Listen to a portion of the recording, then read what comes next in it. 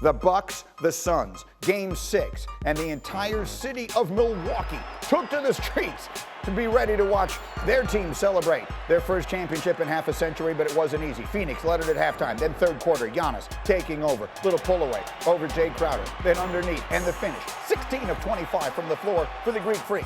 Later in the third, Drew Holiday, Brook Lopez. Oh, he puts DeAndre Ayton on a poster, tied at 77. Going to the fourth, what a game. Bucks up 2 now in the fourth quarter. Devin Booker going to the hole, but look at this. It's Giannis. He owns the paint on both sides. Another legendary block for Giannis. He had 5 blocks in the game, and then less than a minute later, did I say he owns the paint? Throwing it down on Frank Kaminsky. Bucks by 6. They can feel it. Under 3 to play now. Shot clock winding down. Giannis working on Mikal Bridges. Giannis, 50 points in Game 6 last night. 2 minutes ago, Suns desperate, trying to hang around. Bobby Portis, no. Devin Booker, the other way. A good series he had. He had 19 last night. They're within 6, but with a minute to go, the Bucks are looking for the dagger. And the man who closes for them, Chris Middleton, the Mariano Rivera of this Milwaukee championship. He had 17, and they're going crazy inside and outside the beginning. 50 points and a celebration 50 years in the making. The Bucks win it 105-98. Giannis and company, champions of the basketball world. Just believe on what you're doing. Keep working. You know, don't let nobody tell you what you can be and what you cannot do. You know, people told me I can't make free throws. I made my free throws tonight, and I'm a freaking champion. Like, this is an addicting feeling. Like, I love playing in the playoffs. I love playing in the finals. You know, I love playing with the ball that's heavy.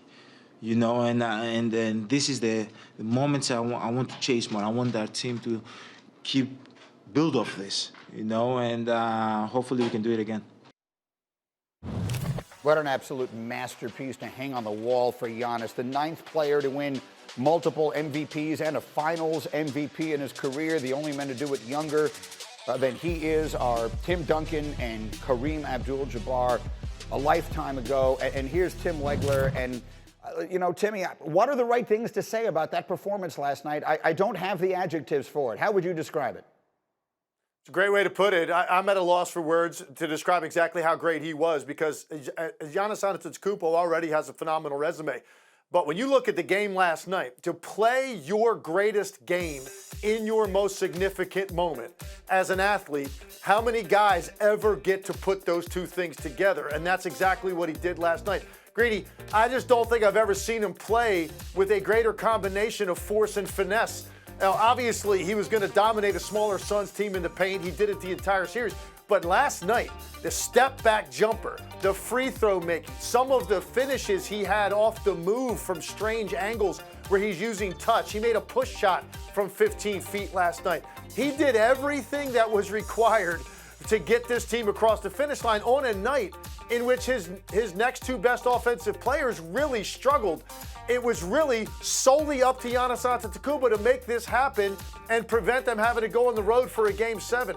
I was at a loss for how great this performance was. It's one of the greatest I have seen in my lifetime. 10 years in the league, 20 years as an analyst. And even the times I can remember growing up and watching great players play on this stage. It's one of the greatest performances I've seen, period. For any NBA player under any circumstances, that's how great he was last night, particularly when you combine with what he did on the defensive end of the floor to affect that game.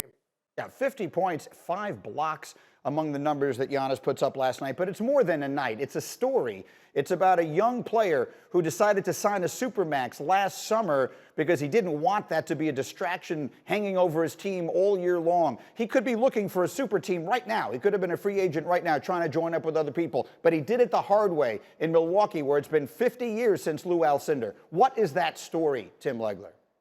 Phenomenal for the league, first of all. I just think a guy following a different script, Greeny, than what we're seeing now. You know, when guys get drafted into the league now, they're already thinking about their second stop before they've even played one game for the team that drafted them. That's the way modern basketball looks. It really starts on the AAU circuit, the way guys try to pair up and play together on high school teams, AAU. They develop these relationships. It carries on to the NBA. They think about playing together one day. So to have a guy get drafted And really, on draft night, this was a guy that wanted to lead the Milwaukee Bucks to a championship at one point. Look at some of the early stuff he put out on social media when he was 18, 19 years old and what he wanted to do.